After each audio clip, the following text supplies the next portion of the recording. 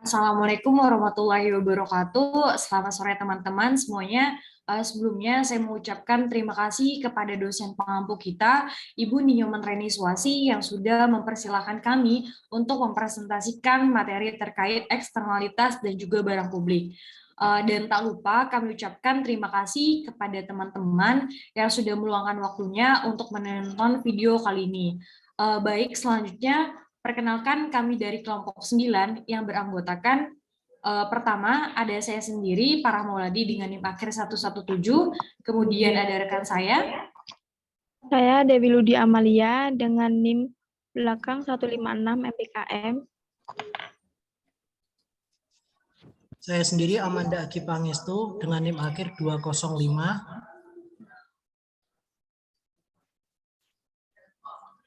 Saya Pijan Haji Kusuma Wibawa dengan NIM akhir 116.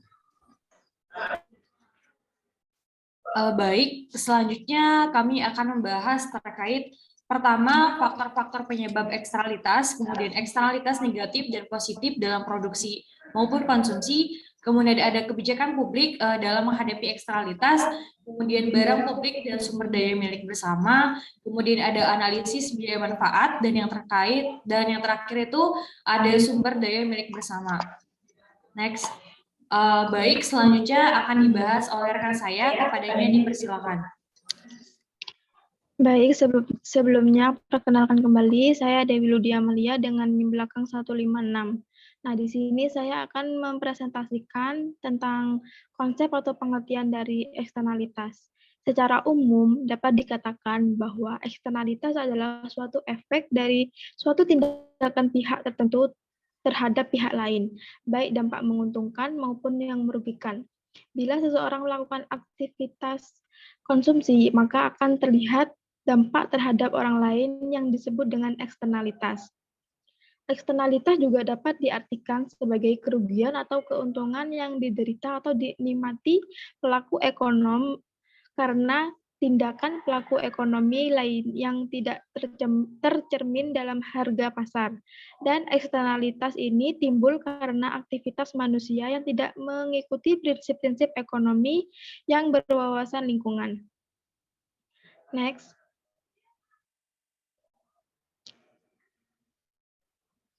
Nah, faktor-faktor penyebab eksternalitas sendiri itu ada 4. Yang pertama ada keberadaan barang publik atau public goods, di mana barang yang apabila dikonsumsi oleh individu tertentu tidak akan mengurangi konsumsi orang lain akan barang tersebut. Selanjutnya, barang publik sempurna atau pure public goods didefinisikan sebagai barang yang harus disediakan dalam jumlah dan kualitas yang sama terhadap seluruh anggota masyarakat. Nah, yang kedua yaitu ketidaksempurnaan pasar. Masalah lingkungan bisa juga terjadi ketika salah satu partisipan di dalam suatu tukar-menukar hak-hak kepemilikan atau property rights mampu mempengaruhi hasil yang terjadi atau outcome. Hal ini bisa terjadi pada pasar yang tidak sempurna atau imperfect market, seperti pada kasus monopoli atau penjual tunggal. Nah, yang ketiga yaitu sumber daya bersama. Akses terbuka terhadap sumber daya tertentu ini tidak jauh berbeda dengan keberadaan barang publik di atas. Sumber-sumber daya milik bersama, sama halnya dengan barang-barang publik, tidak eksklusif. Sumber-sumber daya ini terbuka bagi siapa saja yang ingin memanfaatkannya dan cuma-cuma. Namun, tidak seperti barang publik, sumber daya milik bersama memiliki sifat persaingan. Pemanfaatannya oleh seseorang akan mengurangi peluang bagi orang lain untuk melakukan hal yang sama. Jadi, keberadaan sumber daya milik bersama ini, pemerintah juga perlu mempertimbangkan seberapa banyak pemanfaatannya yang efisien. Contoh klasik tentang bagaimana eksternalitas terjadi pada kasus sumber daya bersama ini adalah seperti yang diperkenalkan oleh Hardin pada tahun 1968 yang terkenal dengan istilah tragedi barang umum atau the tragedy of the commons. Nah, yang keempat yaitu kegagalan pemerintah. Sumber ketidakefisienan dan eksternalitas tidak saja diakibatkan oleh kegagalan pasar, tetapi juga kegagalan pemerintah atau government failure. Kegagalan pemerintah hanya diakibatkan karena kepentingan pemerintah sendiri atau kelompok tertentu yang tidak mendorong efisiensi. Kelompok tertentu ini memanfaatkan pemerintah untuk mencari keuntungan atau rent-seeking melalui proses politik. Next. Nah, selanjutnya, eksternalitas sendiri dibagi menjadi dua, yaitu eksternalitas negatif dan positif dalam produksi maupun konsumsi. Pengertian dari eksternalitas negatif sendiri yaitu efek samping yang negatif dari suatu tindakan dari pelaku ekonomi atau perusahaan yang diderita oleh pihak yang tidak terlibat dalam tindakan ekonomi tersebut. Misalnya, pada umumnya pabrik akan mengeluarkan asap, yang secara umum dapat dikatakan bahwa setiap tindakan ekonomi berpotensi membawa efek samping, yang permasalahannya hanya pada tingkat gangguan saja. Dengan demikian, pelarangan secara total akan menghentikan kegiatan ekonomi pada sektor usaha ini. Dengan adanya efek negatif ini, maka biaya tidak hanya tertanggung oleh perusahaan yang bersangkutan. Total biaya atau internal personal dan internal perusahaan dan eksternal perusahaan bisa disebut dengan biaya sosial atau social cost. Nah, yang kedua yaitu eksternalitas positif, di mana dampak yang menguntungkan dari suatu tindakan yang dilakukan oleh suatu pihak terhadap orang lain tanpa adanya kompensasi dari pihak yang diuntungkan, meskipun banyak pasar di mana biaya sosial melebihi biaya pribadi, ada pula pasar-pasar yang justru sebaliknya, yakni biaya pribadi para produsen lebih besar dari biaya sosialnya. Di pasar inilah eksternalitasnya bersifat positif dan dalam arti menguntungkan pihak lain selain produsen dan konsumen. Untuk contoh dari eksternalitas positif yaitu seperti riset dan pembangunan infrastruktur, pendidikan, dan pelatihan. Lalu untuk contoh dari eksternalitas negatif yaitu seperti pencemaran lingkungan. Mungkin itu saja dari saya. Materi selanjutnya akan dilanjutkan oleh rekan saya.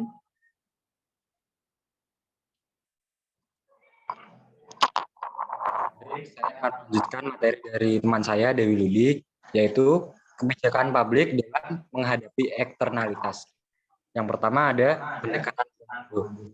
Adalah sistem ekonomi pemandu, sistem ekonomi di mana pemerintah membuat semua kebijakan menyangkut produksi, distribusi, dan konsumsi. Dalam sistem ini, kontrol pemerintah sangat tinggi, yaitu mengatur semua aspek kegiatan ekonomi. Yang kedua, pendekatan kontrol. Regulasi pemerintah dapat mengatasi suatu eksternalitas dengan atau mewajibkan perilaku tertentu. Sebagai contoh, untuk mengatasi kebiasaan membuang limbah dan beracun ke sungai, yang biaya sosialnya jauh lebih besar daripada keuntungan pihak-pihak yang pemerintah dapat melakukan kriminal dan akan mengadili serta menghukum pelakunya. Dalam kasus ini, pemerintah menggunakan regulasi atau pendekatan komando dan kontrol untuk menyelesaikan eksternalitas tadi. Namun, kasus-kasus korupsi umumnya tidak sesederhana itu. Lalu yang ketiga, pendekatan pasar. Pajak di dan subsidi. Selain menerapkan regulasi untuk mengatasi eksternalitas, pemerintah juga dapat menggunakan kebijakan-kebijakan yang didasarkan pada pendekatan pasar yang dapat memadukan insentif pribadi atau swasta dengan efisiensi sosial. Sebagai contoh seperti telah disinggung di atas, pemerintah dapat menginternalisasikan eksternalitas dengan menggunakan pajak terhadap kegiatan yang menimbulkan eksternalitas negatif, dan sebaliknya memberi subsidi untuk kegiatan-kegiatan yang memunculkan eksternalitas positif.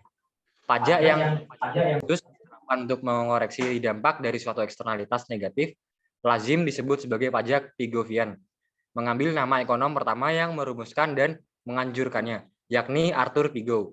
Para ekonom umumnya lebih menyukai pajak Pigovian daripada regulasi sebagai cara untuk mengendalikan polusi, karena biaya penerapan pajak itu lebih murah bagi masyarakat secara keseluruhan.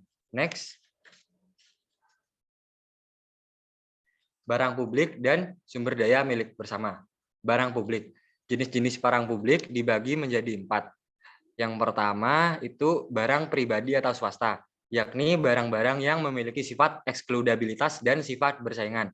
Lalu barang publik, yakni barang-barang yang tidak memiliki sifat eksklusif pun sifat-sifat persaingan. Yang ketiga, sumber daya milik bersama, yakni barang-barang yang tidak memiliki sifat eksklusibilitas namun memiliki sifat persaingan. Ada pula barang yang memiliki eksklusibilitas namun tidak memiliki sifat persaingan. Barang seperti ini hanya muncul dalam situasi monopoli alamnya. Lalu ada sumber daya milik bersama, air dan udara bersih. Pasar tidak mampu melindungi lingkungan hidup dengan baik. Polusi merupakan eksternalitas negatif yang dapat diatasi oleh pemerintah dengan regulasi atau pemberlakuan pajak atas kegiatan-kegiatan yang menghasilkan polusi. Lalu jalan.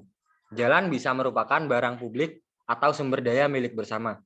Jika jalan raya tidak padat, maka pemanfaatannya oleh seseorang tidak akan mempengaruhi orang lain. Pada kasus ini, jalan raya bukan barang rival, dan karenanya jalan raya dalam keadaan padat, maka jalan raya menjadi semakin padat, dan orang-orang lain kendaraan yang lebih lambat. Pada kasus ini, jalan raya adalah sumber daya milik bersama. Next. Analisis biaya manfaat. Analisis biaya adalah suatu studi yang bertujuan menghitung segenap biaya dan keuntungan dari suatu proyek.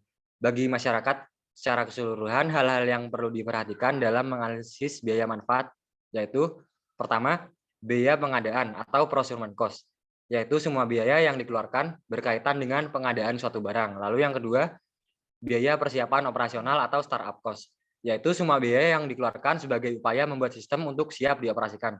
Yang ketiga, biaya proyek atau project related cost, yaitu biaya yang berkaitan dengan biaya mengembangkan sistem termasuk biaya penerapannya.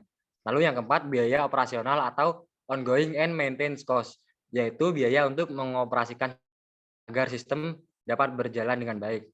Sekian pemaparan materi dari saya, akan dilanjutkan oleh teman saya.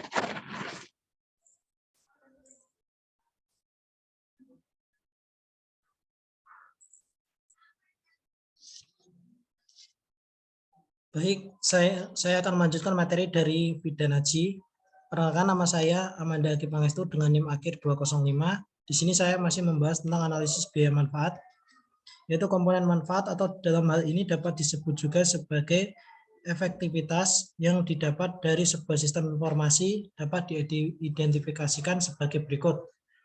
Ada manfaat atau efektivitas yang didapat dari pengurangan biaya, manfaat atau efektivitas yang didapat dari pengurangan kesalahan-kesalahan, manfaat atau efektivitas yang didapat dari peningkatan kecepatan aktivitas, manfaat atau efektivitas yang didapat dari peningkatan perencanaan dan pengendalian manajemen, dan juga manfaat atau efektivitas dari sebuah sistem informasi dapat juga diklasifikasikan dalam dua bentuk, yaitu tangible benefit atau manfaat keuntungan yang berwujud, dan intangible benefit, yaitu manfaat yang tidak berwujud.